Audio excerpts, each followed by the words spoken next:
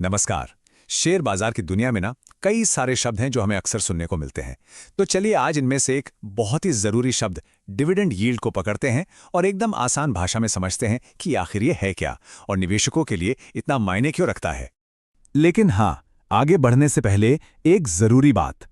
प्रतिभूति बाजार में निवेश बाजार के जोखिमों के अधीन होता है, इसलिए निवेश करने से पहले सभी संबंधित दस्तावेजों को ध्यान से पढ़ लेना चाहिए। चलिए अब शुरू करते हैं। अच्छा, वो मैसेज जिसका कई निवेशक बेसब्री से इंतजार करते हैं, your dividend payment has been credited. ये मैसेज पढ़कर एक अलग ही लेवल की खुशी होती है ना? तो आज इसी खुशी के पीछे का जो कॉन्सेप्ट है और उसका पूरा गणित, उसे समझते हैं। तो सबसे पहला और बुनियादी सवाल, ये डिविडेंड आखिर होता क्या है? देखिए, बहुत ही आसान शब्दों में जब कोई कंपनी मुनाफा कमाती है तो वो तय कर सकती है कि इसका कुछ हिस्सा अपने शेयरधारकों यानी कि स्टॉक के मालिकों के साथ बांटा जाए। बस मुनाफे का यही बांटा गया हिस्सा डिविडेंड कहलाता है। अच्छा, तो ये काम कैसे करता है? मान लीजिए किसी कंपनी ने 10 करोड़ रुपए का मुनाफा कमाया। अब कंपनी का बोर्ड ये तय करता है कि वो 50% का डिविडेंड पे आउट रेशियो रखेगा। अब ये रेशियो क्या बताता है?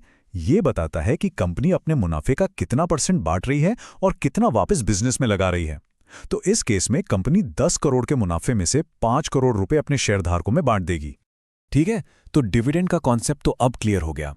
अब आते हैं आज के असली हीरो पर, डिविडेंड यील्ड। ये कैसे कैलकुलेट की जाती है और एक निवेशक के लिए ये इतनी जरूरी क्यों है? इसका फॉर्मूला ना बहुत ही सीधा साधा है। ये असल में आपको ये बताता है कि किसी शेयर की मौजूदा कीमत पर आपको डिविडेंड के रूप में कितने प्रतिशत का रिटर्न मिल रहा है। इसे निकालने के लिए आपको एक शेयर पर मिले सालाना डिविडेंड को शेयर की मौजूदा कीमत से डिवाइड करना है और फिर 100 से गुणा कर देना है। सिंपल। चलिए इसे एक छोटे से उदाहरण से समझते हैं तो और भी आसान हो जाएगा।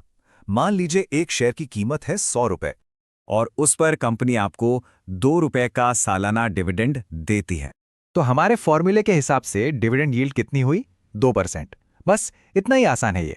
तो अब आप सोच रहे होंगे कि ये 2% का आंकड़ा इतना जरूरी क्यों है? क्योंकि ये सिर्फ एक नंबर नहीं है, ये हमें कंपनी की सेहत और उसकी स्ट्रैटेजी के बारे में बहुत कुछ बताता है। और सबसे जरूरी बात जो याद रखनी है वो ये है कि डिविडेंड यील्ड कभी फिक्स नहीं होती। ये शेयर की मार्केट कीमत के साथ लगातार ऊपर नीचे होती रहती है।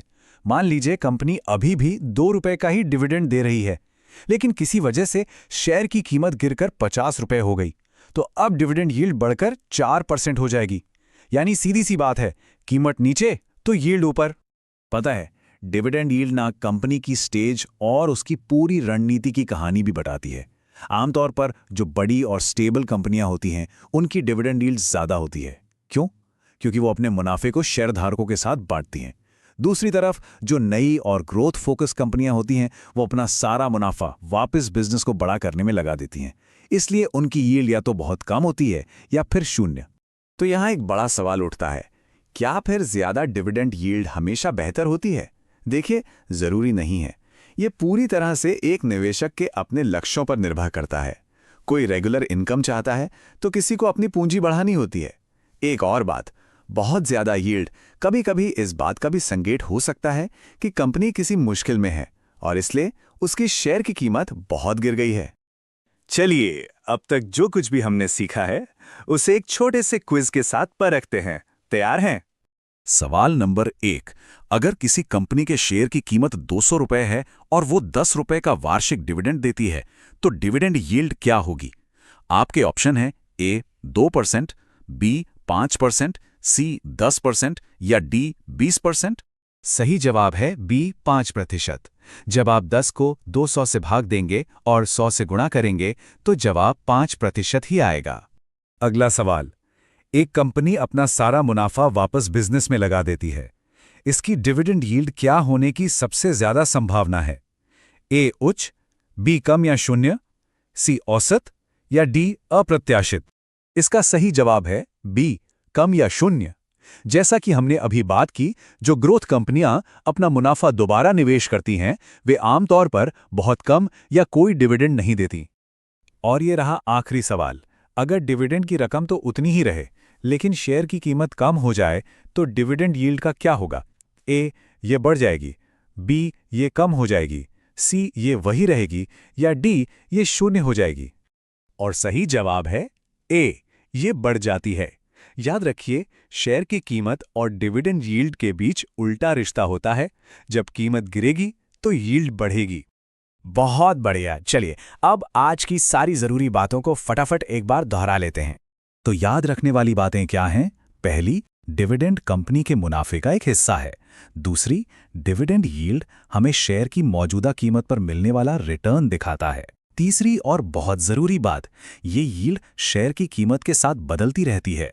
चौथी बात, ये यील्ड हमें कंपनी की रणनीति समझने में भी मदद करती है कि वो एक मैच्योर कंपनी है या ग्रोथ पर फोकस कर रही है। और आखिर में, एक अच्छी यील्ड क्या है, ये हर निवेशक के अपने लक्ष्यों पर निर्भर पड़ता है। तो अब जब डिविडेंड यील्ड का कॉन्सेप्ट बिल्कुल साफ हो गया है, उम्मीद है कि इससे निवेश से जुड़े फैसलों को देखने का एक नया नजरिया मिला होगा। अगला कौन सा फाइनेंशियल टर्म है जिसे इसी तरह आसान भाषा में समझना चाहेंगे? हमें कमेंट्स में जरूर बताइए। सुनने के लिए बहुत बहुत धन्यवाद।